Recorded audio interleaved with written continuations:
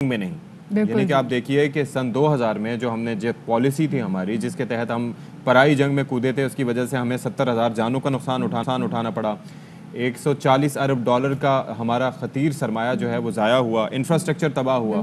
تو جناب اب وزیر اعظم صاحب نے یہ واضح کر دیا کہ اب ایسا نہیں ہوگا. بالکل جی. اور قومی اسمبلی سے خطاب میں وزیر اعظم عمران خان کا مزید کہنا تھا کہ پاکستان کی سالمیت اور خود مختاری پر سمجھوتا نہیں کریں گے. 70,000 جانوں کی قربانی پر بھی ہمیں دوگلے پن کے طعنے دیے گئے. امریکہ افغانستان جنگ نہیں جیت سکا اور ناکامی کا ذمہ دار ہمیں ٹھہرا دیا. ایک طرف قبائلی علاقوں پر بمباری کی اور دوسری جانب ہم پر تنقید کی گئی. ہم اس وقت ایک خوددار حکومت کھڑی ہو کے کہتی کہ یہ آپ بالکل غلط کر رہے ہیں. اگر ہم کرتے ہم ان کو بچا لیتے، ادھر سے بھی خون کو بچا لیتے جو ہوا ہے وہاں افغانیوں کا. ان کو بھی بہتر ٹائم پہ یہ نکل سکتے تھے. فیصلہ کیا کہ جی کوئی ملٹری سولوشن نہیں ہے، ایگزٹ ڈیٹ دے دی. اب جب وہ جا رہے ہیں وہ پاکستان کو کہہ رہے ہیں کہ جی کسی طرح آپ ان کو ٹیبل پہ لے آؤ. ہمارے پاس کیا لیوریج ہے ان کو ٹیبل پہ نہ سوائے کہ ان کے کوئی خاندان یہاں بسے ہوئے ہیں؟ کیا ان کے خاندانوں کو پکڑ کے جیلوں میں ڈال دیں؟ سول وار لمبی ہوگی، افغانستان کی بھی تباہی ہے اور پاکستان اس کے بعد وہ ملک ہے جس کو نقصان ہوگا. ہم تو آگے کا سوچ رہے ہیں. نہ کوئی اسٹریٹجک ڈیپتھ چاہتے ہیں افغانستان میں، ہم نہ کوئی فیوریٹس چاہتے ہیں، نہ ہم کوئی پارٹیز کو چوز کرنا چاہتے ہیں. جو افغانستان کے لوگ چاہتے ہیں ہم ان کے ساتھ ہیں. ٹھیک ہے، یہ تو موقف دے دیا امریکہ کو، لیکن بھارت پر بھی واضح کر دیا کہ 5 اگست کی جانب سے 5 اگست کے جو اقدامات تھے جس میں آرٹیکل 35 اور آرٹیکل 370 کو انووک کیا گیا تھا، اس کی واپسی تک یہ سفارتی تعلقات بحال نہیں ہوں گے. ہندوستان سے ڈپلومیٹک ریلیشن شپ بحال نہیں ہوگی جب تک جو 5 اگست کے انہوں نے جو قدم اٹھائے ہوں وہ واپس نہیں لیں گے، تب تک وہ نہیں. دوسری جانب آپ کو ایک بار پھر سے بتاتے چلیں کہ قومی سلامتی کی پارلیمانی کمیٹی کا ان کیمرہ اجلاس آج ہونے جا رہا ہے اور اس اجلاس میں افغانستان، بھارت اور مقبوضہ کشمیر پر بریفنگ ہوگی. آرمی چیف DGISI پارلیمانی کمیٹی میں شرکت کریں گے. DGISI لیفٹیننٹ جنرل فیض حمید شرکا کو بریفنگ دیں گے اور اس اجلاس میں ملک کی داخلی صورتحال پر بھی بریفنگ دی جائے گی. اجلاس میں پارلیمانی جماعتوں کے نمائندے بھی شرکت کریں گے. جی جناب، اور اسی معاملے پر ہم بات کرنے جا رہے ہیں. تجزیہ کار ہیں اور افغان امور کے ماہر ہیں رستم شاہ محمد صاحب. تو رستم شاہ صاحب، یہ ذرا فرمائیے گا کہ ہم جس طرح سے دیکھتے آ رہے ہیں کہ ایک تو وزیر اعظم صاحب کا پیغام اور دوسرا وزیر اعظم کا یہ کہنا کہ جو فیصلہ کیا گیا ہے کہ افغان عوام جو چاہیں گے وہی ہوگا، پھر ساتھ ہی ساتھ پاکستان امن میں شراکت دار ہوگا. تو یہ کتنا امپورٹنٹ پیغام ہے وزیر اعظم کی جانب سے؟ اس کی اہمیت میں نہیں سمجھتا کہ اتنی زیادہ ہے، کیونکہ وہ جنگ اب ختم ہونے والی ہے. وہ جو 20 سال کی جنگ تھی، جو امریکہ کے انویژن کے بعد جو صورتحال پیدا ہو گئی تھی، وہ اب ختم ہونے والی ہے.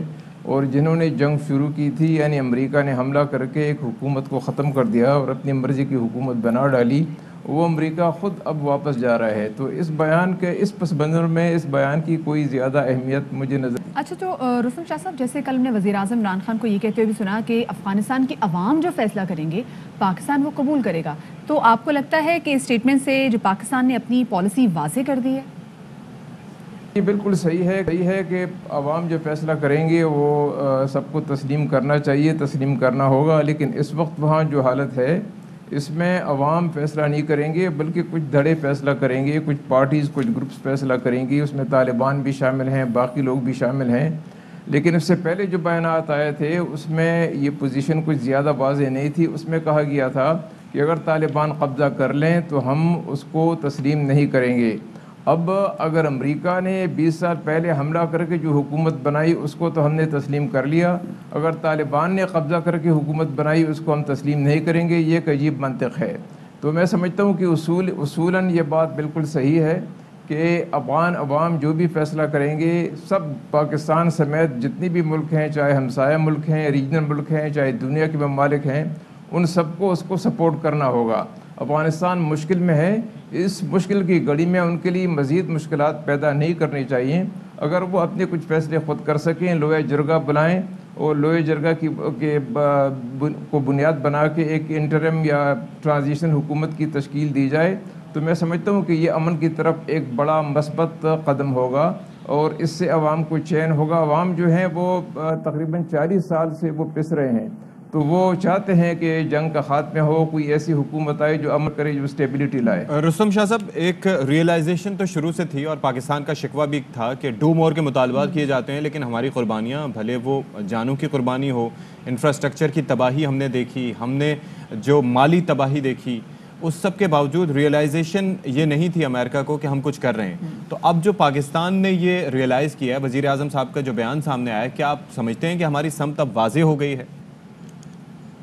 یہ سمت بہت پہلے واضح ہونی چاہیے تھی. اصل میں امریکہ, ہم بار بار کہتے ہیں کہ ہم نے قربانیاں دیں, لیکن قربانیاں کیسے دیں؟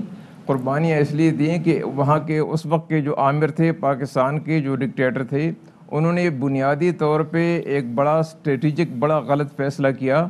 فوج کو قبائلی علاقے میں اتارا گیا اور امریکہ کے ساتھ دیا گیا, اور اس جنگ کے نتیجے میں جو ہوا وہ نقصان وہ ہماری اپنی پالیسی, ہماری اپنی خراب پالیسی کا نتیجہ تھی. وہ جو ہم جو غلط فیصلہ کر بیٹھے اس کا شاخسانہ تھا, اس کی ہم نے بہت بھاری قیمت ادا کی. ایک غلط فیصلے کی بدولت, ایک غلط فیصلے کی وجہ سے پاکستان کو دہشتگردی کا غلط فیصلہ بھی تھا, ہماری میں کہیں نہ کہیں فقدان تھا. لیکن ابھی اگر امریکہ اپنی افواج کو نکال لیتا ہے وداؤٹ اینی سیٹلمنٹ, تو کیا صورتحال پر آپ خطے میں دیکھتے ہیں کہ اگر وہ تو بڑے آرام سے نکل جائیں گے, لیکن بعد میں جو خمیازہ ہے وہ تو پھر پاکستان کو بھگتنا پڑے گا؟ اگر کوئی سمجھوتا ہوتا ہے اور لوہے جرگہ بلایا جاتا ہے, کوئی ٹرانزیشن حکومت بن جاتی ہے, وہ ٹرانزیشن حکومت جو ہے وہ براڈ بیس بھی ہو, ملٹی ایتھنک بھی ہو, امن بھی ڈیلیور کرے, اسٹیبلٹی لائے اور ریکنسٹرکشن کی طرف توجہ دے, ساری ریجن میں جو ہے وہ پیس آئے گا. چین کا جو منصوبہ ہے ون بیلٹ ون روڈ وہ پائے تکمیل تک پہنچ سکے گا. پاکستان کا ویسٹرن بارڈر جو ہے وہ محفوظ ہو جائے گا. ترکمانستان سے جو گیس پائپ لائن آنی ہے وہ امپلیمنٹ ہو جائے گی. تاجکستان سے جو بجلی آئے گی, افغانستان کی ریکنسٹرکشن میں جو ہمارا ہاتھ ہوگا, ہمارا رول ہوگا, اس سے ہمیں فائدہ ہوگا. پھر تو فائدے ہی فائدے ہیں, وہ بلیسنگز تو ہم کاؤنٹ نہیں کر سکتے. لیکن اگر بدقسمتی سے ایسا نہ ہوا, کوئی سمجھوتا نہ ہو سکا اور طالبان کی پیش قدمی جاری رہی اور سرکاری فوجوں نے ان کو کنفرنٹ کیا, ان کو چیلنج کیا, تو ایک بلڈی سٹیل میٹ ہوگا. اس کا اثر سب سے زیادہ تو سیویلین پر پڑے گا, نقل مکانی بھی لوگ کریں گے. بالکل بالکل, ڈسپلیسمنٹ ہوگی اور پھر سے مسائل کا سکتے ہیں. بڑا لاجیکل آنسر تھا اس چیز پہ کہ اگر تو ایک قومی حکومت بنتی ہے تو اس کے ہی فوائد ہوں گے, اس سے پاکستان کو بھی فائدہ پہنچے گا. گیس پائپ لائن کا ہو یا خار کوریڈور سے بجلی کی فراہمی کا, وہ سبھی فائدہ مند ہوں گے, ادروائز نہیں ہوگا ایسا.